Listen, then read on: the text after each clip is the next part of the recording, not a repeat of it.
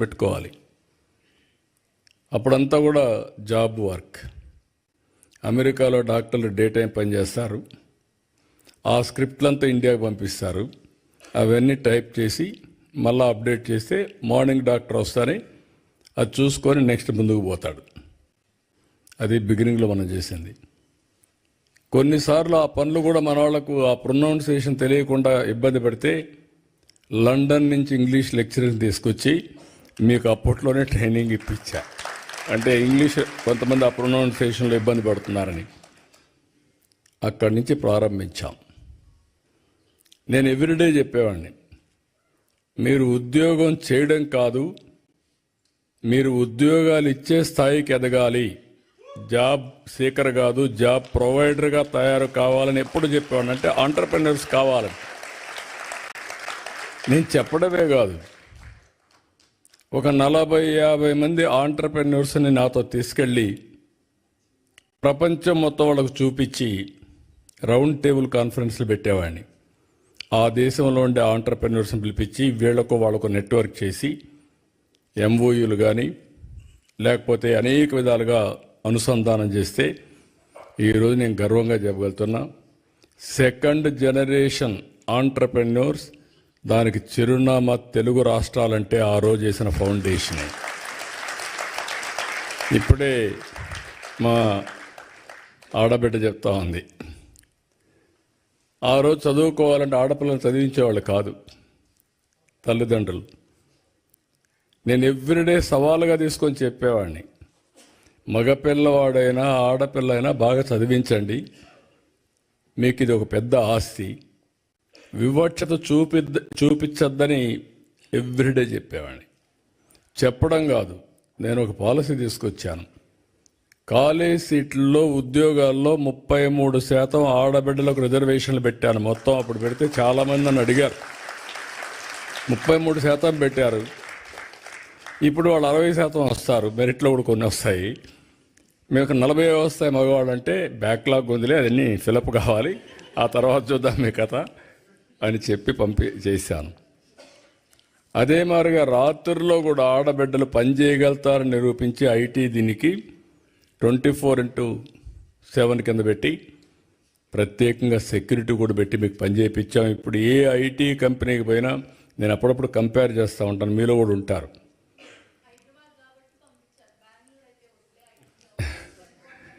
అదేమ్మా, ఇప్పుడు మీరు చూస్తే అప్పుడప్పుడు నేను అడుగుతూ ఉంటాను, భర్త భార్య ఇద్దరు ఐటీ ప్రొఫెషనల్స్ ఉంటారు, ఎవరికి ఆదాయం ఎక్కువ వస్తుందంటే ఏమంటారు? మగవాళ్ళు ఏమంటారు? Guess.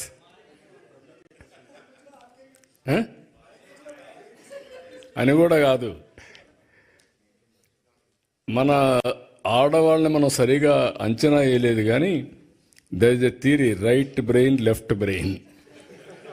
Go and ask your ChatGPT. Ladies are more intelligent than men. It is established fact. మనం నమ్మినా నమ్మకపోయినా అది వాస్తవం. అందుకే ఇవన్నీ నేను ప్రమోట్ చేసినప్పుడు నాకు అనిపించింది చాలా, ఇప్పుడు ఎక్కడికి పోయినా కూడా ఇంకొక ఇది కూడా ఉంది, మీకు గుర్తుపెట్టుకోవాలి. మీరు కూడా ఫాలో కాలేదనుకుంటున్నాను నేను, అయితే ప్రమాదం.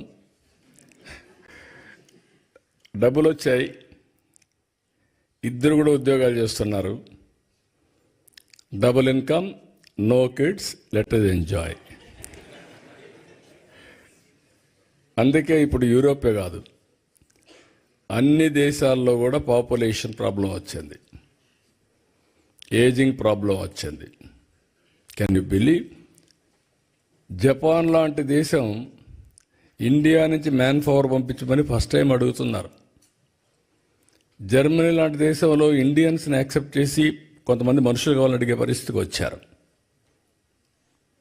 అంటే ఏదైతే సరైన సమయంలో నిర్ణయం చేయలేకపోయారో దానివల్ల ఆ దేశాలు ఈరోజు మీరు చూస్తే సంపద సృష్టించారు, టెక్నాలజీ ఉంది, అగ్రదేశాలు. మనుషులు లేకపోతే ఎవరికోసం దీనికి ఎవరు ఎంజాయ్ చేస్తారు? That is the stage today. India is very fortunate.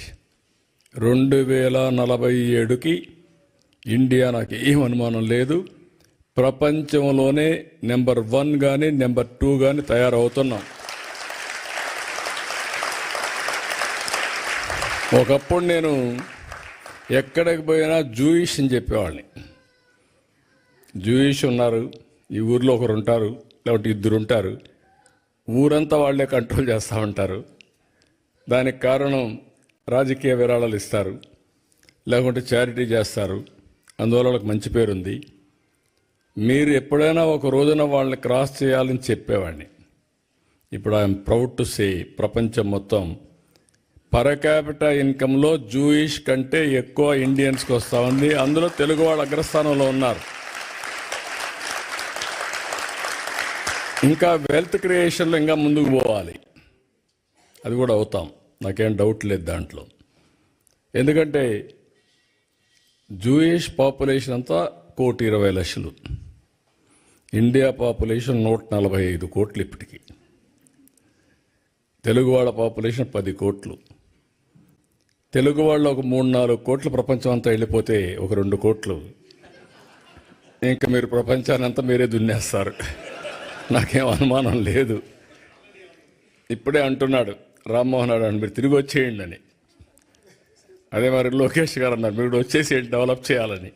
నేను రమ్మనడం లేదు మిమ్మల్ని ఇక్కడే ఉండమంటున్నా, ఇంకా ఎక్స్పాండ్ కావాలని కోరుకుంటున్నా. నా విజన్కు వాళ్ళ విజన్కు అదే వ్యత్యాసం.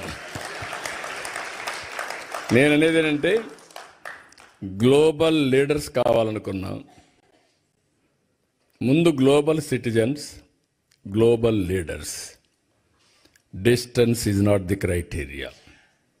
మీరు స్విట్జర్లాండ్లో కూర్చోండి, డెన్మార్క్లో కూర్చోండి, జర్మనీలో కూర్చోండి, ఆంధ్రప్రదేశ్ అభివృద్ధి చేయాలంటే ఫోన్ తీసుకుంటే పని అయిపోతుంది. అది ఈరోజు మన పరిస్థితి. అందుకే నేను ఇచ్చిన పిలుపు ఏంటంటే తెలుగు వాళ్ళందరూ ప్రపంచం అంతా ఉండాలి. కర్మభూమికి మీరు సహకరించాలి. మళ్ళీ చెప్తున్నా, మీరు ఎక్కడున్నారో అది కర్మభూమి. అవకాశాలు ఇచ్చింది మీకు. ఇచ్చినప్పుడు ఇక్కడ కర్మభూమికి మీరు పట్టించుకోకపోతే మీ మీద అసూయ వస్తుంది, అది కరెక్ట్ కాదు. అదే సమయంలో మీకు అవకాశాలు ఇవ్వడానికి మీకు అవకాశం కల్పించింది జన్మభూమి, మీ స్వగ్రామం. 2 కూడా బ్యాలెన్స్ చేయాలని మరొక్కసారి మిమ్మల్ని అందరినీ కోరుకుంటున్నా. చేస్తారని చెప్పి కూడా నేను ఆశిస్తున్నా. ఇది ఒక పద్ధతి ప్రకారం మనం పెట్టుకోగలిగితే ఏదైనా సాధ్యం. ఇక్కడ ఈరోజు నేను మాట్లాడినప్పుడు చూశాను, ఇక్కడ ఉండే వాళ్ళల్లో ఎంతమంది ఆంటర్ప్రెన్యూర్స్గా ఉన్నారో చేతులు పైకెత్తండి. Entrepreneurs, okay. ఎంతమంది ప్రొఫెషనల్గా ఉద్యోగాలు చేస్తున్నారు చేతులు పైకెత్తండి. ఓకే. ఎంతమంది ఇంట్లో 2 భార్యాభర్త ఉద్యోగాలు చేస్తున్నారు వాళ్ళు పైకెత్తండి.